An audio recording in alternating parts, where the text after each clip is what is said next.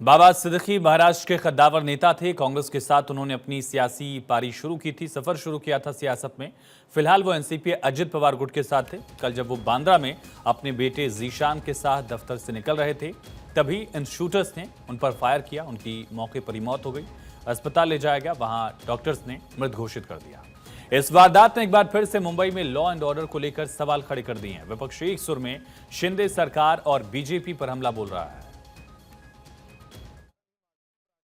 हत्या का पीछे कारण कुछ भी हो, लेकिन हत्या हो गई है तो आपका फेल्योर है, मुख्यमंत्री का फेल्योर है। आपने जिस तरह से अपने पुलिस दल का गुनहगारीकरण किया है आपके स्वार्थ के लिए, कलेक्शन के लिए, हाँ, पुलिस का इस्तेमाल जिस तरह से होता है, तो ये उसका नतीजा है कि कानून का डर नहीं रहा, पुलिस का डर नहीं रहा। दिन दहाड़े कभी भी पब्लिक प्लेस पर हत्याएं होती जा रही है। उसमें आप राजनीतिक कार्यकर्ता, राजनीतिक नेता, मंत्री, विधायक भी नहीं छूट रहे। पूरी जांच चल रही है, जो लोग इसमें शामिल होंगे वो बख्शे नहीं जाएंगे।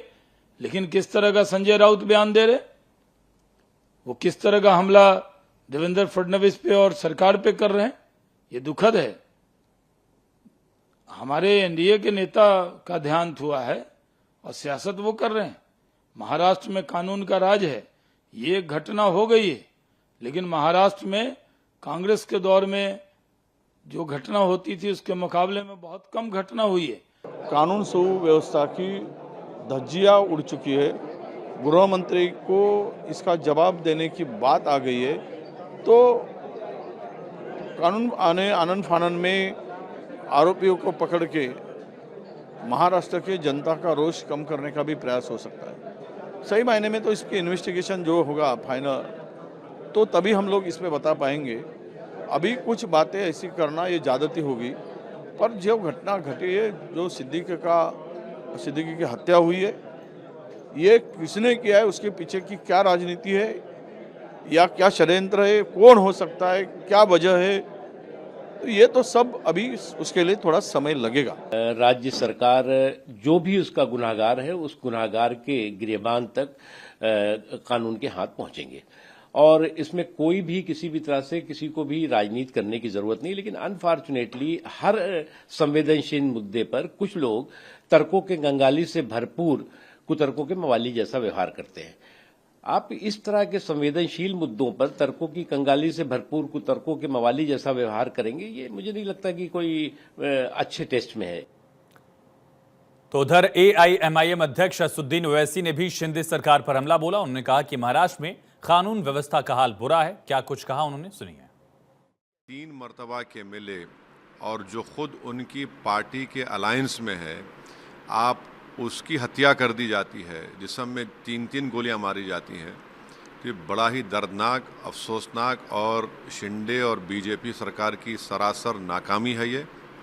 और इससे एक पैगाम मिलता है कि वहाँ पर कोई भी सुरक्षित नहीं है। ये दूसरी हत्या हो गई है उनके अलायंस के पार्टनर की, जब आप अपने ही गुट के लोगों को नहीं बचा पा रहे हैं। और मालूम ही हो रहा है कि मरहूम एक्स एमएलए साहब ने, बाबा सिद्दीकी साहब ने लिख कर भी दिया था कि उनको थ्रेट है, तो उसके बावजूद भी उनको कोई सिक्योरिटी नहीं प्रोवाइड करे। तो ये कंप्लीट पॉलिटिकल फेलियर है, लॉ एंड ऑर्डर का फेलियर है और ये बहुत बड़ी कॉन्स्पिरेसी है। और मुझे नहीं लगता कि वहाँ की मौजूदा सरकार इस कॉन्स्पिरेसी को अनरेवल करना चाहेगी। तो इस पर सियासत भी खूब हो रही। सीधा रुख करेंगे, सत्यप्रकाश हमारे साथ लगातार बने हुए हैं। सत्यप्रकाश, पुलिस की तफ्तीश में क्या कोई अपडेट अब तक सामने आया, चौथे आरोपी को लेकर, तीसरे आरोपी को लेकर?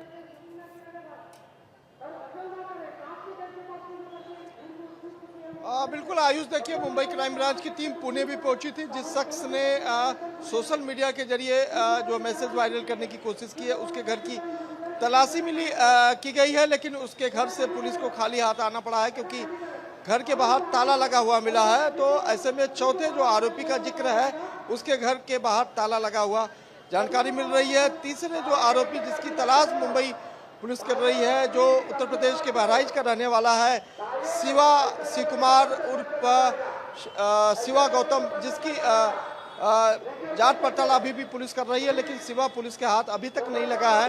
हालांकि पुलिस ये बार बार कर रही है कि आखिरी जो लोकेशन शिवा का था वो मुंबई के पनवेल था, और पनवेल के बाद शिवा ने जो है शायद पुणे के लिए उसने टैक्सी का इस्तेमाल किया है, मोबाइल फ़ोन का इस्तेमाल नहीं किया है। इसलिए पुलिस को इस बात की जानकारी नहीं मिल पा रही है कि शिवा मुंबई महाराष्ट्र में ही है या फिर उत्तर प्रदेश भाग गया है।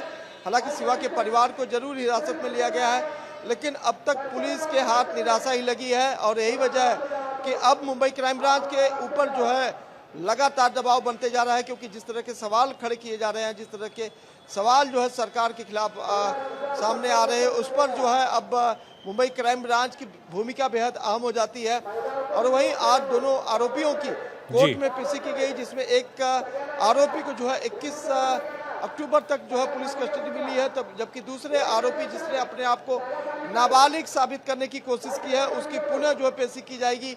और इस बीच उस नाबालिग जो है आरोपी है उसकी जो है मेडिकल जांच की जाएगी। उस मेडिकल जांच में अगर यह जानकारी मिल पाती है कि वह नाबालिग का सच में नाबालिग है, तो उसके ऊपर जो है फिर से अलग धाराओं के तहत उसे जो है हिरासत में लिया जा सकता है। हालांकि ये कहा जा रहा है कि अगर नाबालिग होगा तो उसे पुलिस कस्टडी नहीं दी जाएगी, बल्कि जो है उसे जो बाल सुधार गृह है उसमें भेजा जाता है, क्योंकि चाइल्ड एक्ट का मामला लग जाता है। लेकिन पूरी तरह से देखा जाए तो पुलिस के हाथ इन करीब 24 घंटों में कुछ भी लगा नहीं है, और यही वजह है कि पुलिस जो है पूरी कोशिश में लगी है कि जल्द से जल्द मुख्य आरोपी शिवा गौतम की गिरफ्तारी की जाए, क्योंकि लगातार पुलिस के ऊपर भी दबाव बनाया जा रहा है। लोगों के सवाल भी है कि आखिरकार इतने घंटों के बाद भी तीसरे आरोपी की गिरफ्तारी क्यों नहीं हुई। जैसा कि आपने देखा कि प्रेस कॉन्फ्रेंस के जरिए उद्धव ठाकरे ने भी सवाल खड़ा किया है कि जिन 2 आरोपियों की गिरफ्तारी हुई है, क्या सच मायने में उनका इन्वॉल्वमेंट इस फायरिंग मामले में है या नहीं।